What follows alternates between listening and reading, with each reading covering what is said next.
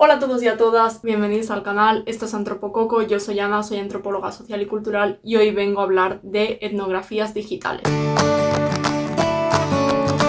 Ya hice un vídeo hablando sobre qué es una etnografía tradicional, pero en este caso, al tratarse de etnografías digitales, nos centraremos en investigar a través de internet, comunidades online, etc. Cuando empezó toda la cultura de internet, se diferenciaba mucho entre la vida real y la vida virtual. Esto, como se ha podido ver a lo largo de los años, no es para nada así. La vida virtual y la vida real se mezclan. Lo que pasa en internet tiene consecuencias en la vida real y al revés. Por lo tanto, si como antropólogos decidimos hacer una investigación de un entorno en línea, en realidad estás estudiando una esfera más de la vida, porque obviamente esos individuos tienen una vida más allá de internet, su propia personalidad, su cultura, etc. Pero sí que es verdad que los entornos digitales tienen sus propias reglas, sus formas de relacionarse, etc. Por lo tanto, decidir hacer una etnografía digital es tan importante como una etnografía tradicional. Simplemente estás cambiando el medio en el que te vas a relacionar con esas personas para estudiarlas. Por si alguien no ve claro cómo se mezcla la vida virtual con el mundo presencial,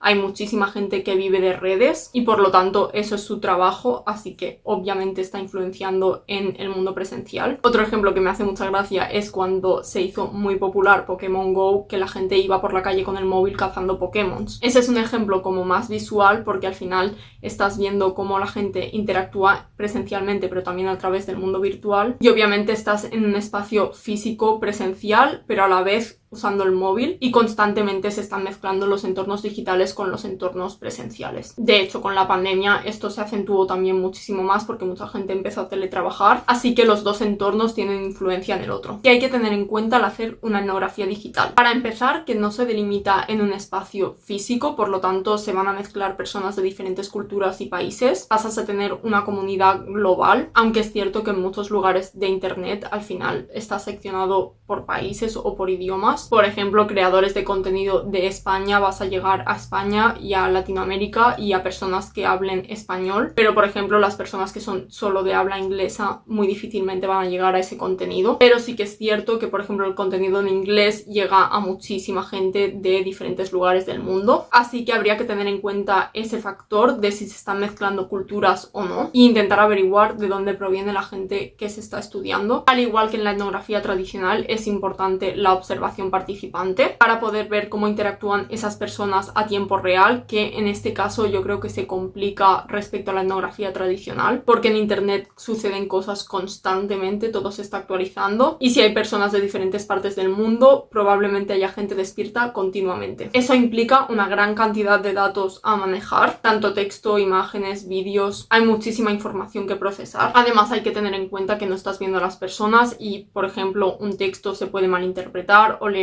desde diferentes perspectivas, así que realmente hay datos complejos para investigar. Además se genera un lenguaje propio, como memes, emoticonos o GIFs propios de esa comunidad, que necesitas entender para ver cómo se relacionan esas personas y entender su idioma. La etnografía digital también te va a permitir estudiar temas muy específicos. Escogiendo una comunidad también estás escogiendo un nicho muy concreto. Las diferencias que encontramos respecto a una etnografía tradicional: primero, el entorno, que no es presencial sino digital, aunque es cierto que esto puede variar porque sí que habrá comunidades que luego hagan reuniones en persona. También hay que tener en cuenta que en entornos digitales no siempre sabes quién hay detrás de la pantalla, que hay ese factor de gente anónima relacionándose a través de internet. Los datos pasan a ser digitales y es cierto que, por ejemplo, si te has perdido una conversación puedes recuperarla luego, aunque puede ser que miembros del grupo se relacionen entre ellos y tú no estés presente en esas conversaciones, que en realidad también puede pasar en una etnografía tradicional, pero bueno. El factor global que he dicho antes, que puede haber personas de diferentes países que nunca se hubieran encontrado presencialmente, pero a través del mundo digital sí. Los datos son accesibles en todo momento, a diferencia de la etnografía tradicional, donde recopilas los datos en tu diario de campo principalmente, o en grabaciones de audio para entrevistas, algunas fotografías. En la etnografía digital puedes hacer capturas de pantalla, guardar los archivos o grabar la pantalla directamente, pero a nivel ético sí que necesitarías el consentimiento de las personas para guardar estos datos y luego usarlos. Pero luego hablamos de este factor de la ética en la etnografía digital. ¿Qué criterios se deberían seguir para realizar una etnografía digital? Lo primero, tener claros tus objetivos, cuál es tu hipótesis de investigación, hacer una selección de qué entorno digital digital quieres estudiar, qué comunidad, en qué redes sociales, etc. Como he dicho antes, realizar la observación participante, recopilar los datos y luego analizarlos. Finalmente, la presentación de esos resultados, que en este caso es lo mismo que en una etnografía tradicional, puede ser en formato de libro, en una publicación, un artículo. Eso ya va a criterio del investigador y supongo que también dependiendo de la extensión del trabajo. La duración de la investigación en este caso puede variar muchísimo dependiendo de los objetivos que nos hayamos marcado, de la complejidad de la comunidad que vamos a estudiar, el acceso que tengas a esa comunidad, si es limitado en el tiempo o no, también la evolución de la comunidad, que va a ser muchísimo más rápida que en un entorno presencial. Antes he puesto el ejemplo de Pokémon Go, pues imaginaos, si alguien se hubiera planteado investigar a una comunidad que está jugando ese juego, tiene que tener en cuenta que habrá un momento en el que pase de moda, y a no ser que se centre en un grupo que esté muy metido en el juego y vaya a durar mucho en el tiempo, que tampoco es algo que puedas controlar o no, pues eso va a influenciar en la duración de tu investigación. Y como en este ejemplo pasa en muchísimas comunidades de internet, que hay un momento en el que están muy de moda o hay mucha actividad y después igual desaparecen. También hay que tener en cuenta el volumen de datos que tienes, porque tendrás que analizarlos después, así que hay que tener en cuenta cuál es la capacidad de análisis de esos datos para no acumular más de lo necesario. Otro criterio muy importante a tener en cuenta tanto en la etnografía tradicional como en la etnografía digital es la ética. Como investigadores tenemos que tener en cuenta ciertos criterios éticos que son bastante parecidos a los de una etnografía tradicional. Para empezar, el consentimiento informado, es decir, tú tienes que informar a esa comunidad de que vas a realizar una investigación. No puedes hacerte pasar por una persona más y recopilar datos para luego usarlos. Hay que tener en cuenta el anonimato y la privacidad en lo que vas a publicar. No puedes publicar los nombres reales, que en el caso de internet ya habrá muchas personas que tengan ese anonimato porque no tendrán su nombre real en la cuenta, pero aún así no puedes utilizar su nombre de usuario para publicar esos datos. Tienes que tener una responsabilidad del impacto que puede tener esa investigación en las personas que has estudiado. Tienes que tener cuidado con qué haces con la información que has ido acumulando, los archivos que has descargado, capturas de pantalla, y por último la divulgación y transparencia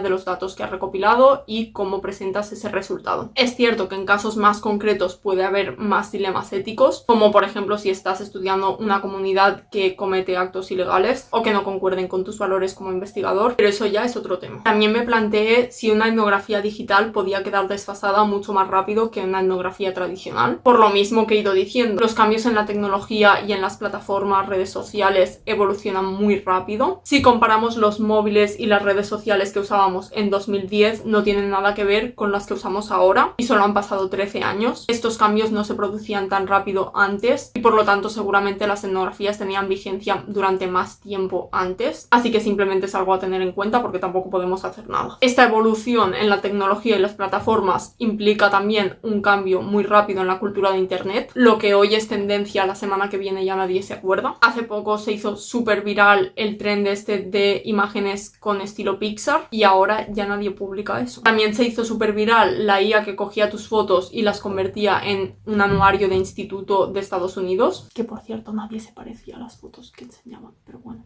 Si sois felices así, yo también. Y ya nadie se acuerda de ese trend. Además, luego salió el filtro gratis en TikTok, que ese sí que lo probé yo. Os dejo por aquí el resultado. Y tampoco me parezco nada. Todos esos cambios en las redes y las tendencias hacen que las comunidades crezcan y entren en declive mucho más rápido. Y hablando de IAs, han revolucionado la cultura de internet. Literalmente hace 2 años nadie hablaba de esto y ahora yo no concibo internet sin las IAs. Así que también puede ser un campo de estudio muy interesante y que también dificulta saber qué contenido ha sido creado por una persona real y cuál ha sido creado por una IA. Así que a nivel ético eso también hay que tenerlo en cuenta. Nos puede llegar muchísima información falsa y que a veces cuesta de diferenciar. Yo por ejemplo vi una foto del Papa de Roma con un anorak chulísimo hace ya como 1 año igual y me la creí completamente. Y muchísimas más fotos y noticias que vamos a acabar creyendo. Además las cosas que generan las IAs tienen un impacto. Por ejemplo la canción de Bad Bunny que creó una inteligencia artificial y él se enfadó muchísimo porque al final están usando su voz. También será interesante ver cómo van regulando todas estas herramientas, porque yo recuerdo tener conversaciones con ChatGPT que ahora le preguntas lo mismo y la respuesta cambia muchísimo. Antes no tenía tanto filtro ni estaba tan controlado. Pero ver cómo todos esos cambios han influenciado en la cultura de internet puede ser una investigación muy interesante. Para acabar, si queréis que haga otro vídeo hablando de etnografías digitales en concreto que yo he leído o que recomiendo o que me gustaría leer, dejádmelo en los comentarios y también me podéis recomendar alguna. Espero que os haya gustado el vídeo y nos vemos muy pronto.